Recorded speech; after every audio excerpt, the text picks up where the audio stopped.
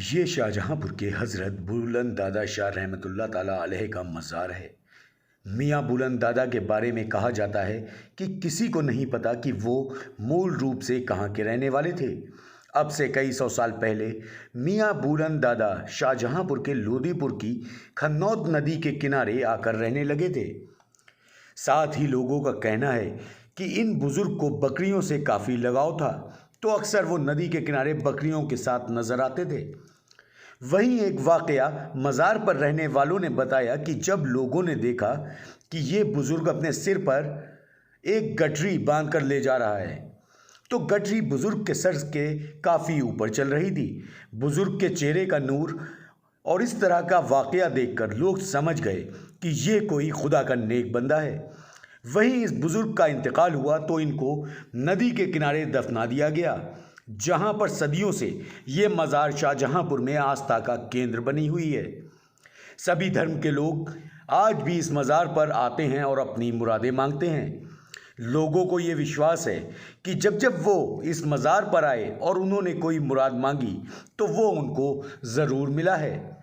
वहीं लोग आस्ताने पर झाड़ू लगाते, दुआएं मांगते आसानी से देखे जा सकते हैं। जहां शाहजहांपुर को गंगा जमनी तहजीब के लिए पूरी दुनिया में जाना जाता है, तो वहीं मज़ार भी शाहजहांपुर की गंगा जमनी तहजीब को कई सदियों से कायम रखे हुए है। संतोष जी, आप यहाँ मज़ार पर आती हैं, क्या कुछ मानता है इस मज़ार की और क्या कुछ आपको यहाँ से लाभ कुछ मिला है क्या? लाभ तो बहुत मिला है। जब हमारा एक्सीडेंट हुआ था 17 में, तब हम बुलंद बाबा का नाम लेकर ही गाड़ी से बाहर निकले थे। ये भी हकीकत बात है। ये हमारा 17 में एक्सीडेंट हुआ था, मेरे मुंह से यही निकला था कि बुलंद बाबा हम आपका नाम लेके मतलब चले थे, तब हमें अपने बच्चे की आवाज़ सुनाई दी थी और तब हम बाहर गाड़ी से निकले हैं। ये 17 की बात है। ये क्या कुछ फ़ायदे हुए हैं इसमें? बहुत फ़ायदे हुए हैं। जैसे कुछ बताना चाहेंगी?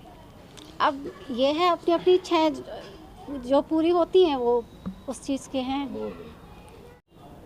अनीस खां साहब, क्या कुछ मानता है इस मज़ार की और किस तरह से लोग यहाँ पर आते हैं? ये मियाँ बुलंद दादा साहब की मज़ार है और ये बड़ा सच्चा दरबार है। यहाँ पर हिंदू, मुसलमान, सिख, ईसाई सभी लोग अपनी आस्थाएं लेकर आते हैं और उनको फ़ायदा पहुँचता है। और यहाँ पर भारत के गृह मंत्री जायसवाल साहब तक आए यहाँ पर चादर चढ़ाने, और जो इस वक्त मौजूदा हालत में जितिन प्रसाद जी हैं वो भी आए, मेनका गांधी जी भी आईं। बहुत से नेता यहाँ, बड़े बड़े ऊँचे नेता आए हैं जिन्होंने अपनी मुरादों को मांगा और वो उनको पूरा हुआ। देश में हिंदू मुस्लिम का माहौल चल रहा है, ऐसे में भी यहाँ पर हिंदू लोग दर्शनार्थी लगातार आ रहे हैं। देखिए, ऐसा होता है, ये मज़ारें जो होती हैं या मंदिर होता है, ये ना इस बात को मानते हैं कि हिंदू कौन है, मुसलमान कौन है। इनके वहाँ जो सच्चे दिल से आएगा उसकी ये तमन्नाओं को पूरा करते हैं।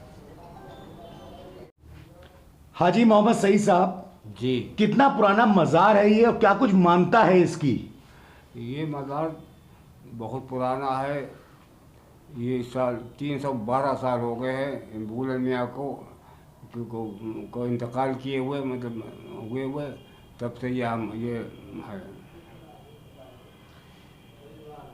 किस तरह से लोग यहाँ पर आते हैं और उनकी मुरादें पूरी होती हैं? यहाँ हिंदू, मुस्लिम, सिख, ईसाई सब पर आते हैं और ये बहुत ज़माने से ये मतलब लोग आ रहे हैं, अपनी भी बारातें मनाते। जितनी भी बारातें होती हैं, शादियाँ होती हैं हिंदू मुसलमानों की, सबसे पहले दूल्हा यहीं आता है, सलाम करके जाता है। जब निकाह बारात लेके दुल्हन को आता है तब भी वो आकर यहीं सलाम करता है। इसके अलावा हिंदू लोग भी जो है अपने दूसरे दिन जब वो घूंघट खुलता है, उनका क्या पटका खुलता है, तब वो यहीं आकर के बुलंद मियाँ की मज़ार में श्रद्धा है कि हम यहाँ ही खुलवाएँगे।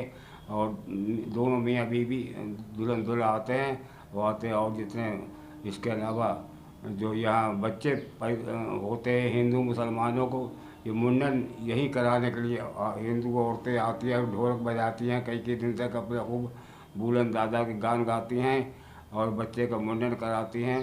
और उसके गुलगुले लेकर के आती है, क्योंकि बुलंद मियाँ को गुलगुले बहुत पसंद थे मेरा ख्याल से, इसलिए गुलगुले इनकी खास की जाती है। गुलगुले लेकर आती है, डाली भर भर के डाली कहलाती है, वो डाली चढ़ाती हैं आकर के जब उनकी दुआ मांगती, मन्नत पूरी, बच्चा पैदा होता तो उसकी जो इसका सबसे पहले जो है जो सालगिरह होती है सब तो यही कराती है आकर के जो है।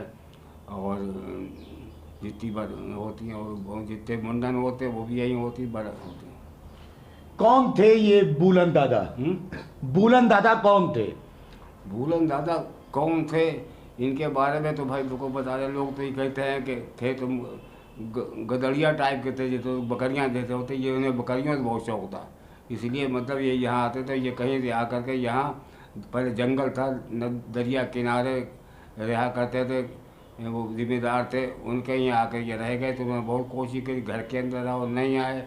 ये इनका इसलिए मतलब सीधे साधे थे, इनका कोई जो है बस अल्लाह अल्लाह करते थे। कौन थे क्या थे इनके मतलब ज़ात के बारे में, उसके बाद लोग गड़रिया कहते थे जैसे होते थे।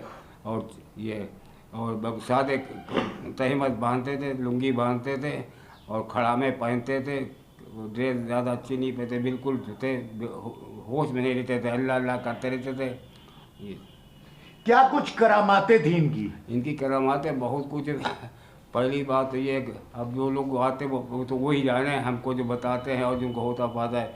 बहुत से लोग सब नाम क्या ले, उनका एक बशीर बाबू थे, यहाँ के थे, उनको औलाद नहीं होती थी, लड़की थी, उन्होंने औलाद दुआ के लिए मांग ली, आज उनका लड़का जवान हो गया। बहुत सी हम लोग जो हम सही जो हैं, हम जो खुद अपनी ज़िंदगी में देख रहे हैं, बाप दादा ने बताई, या खन्नौत नदी में आई, लड़ियाँ डूब गई लोगों की थी, और दुआ करी तो उनकी लड़ी बच गई, मालूम होता वही चले आ रहे। ये सब करामातें होती हैं। अब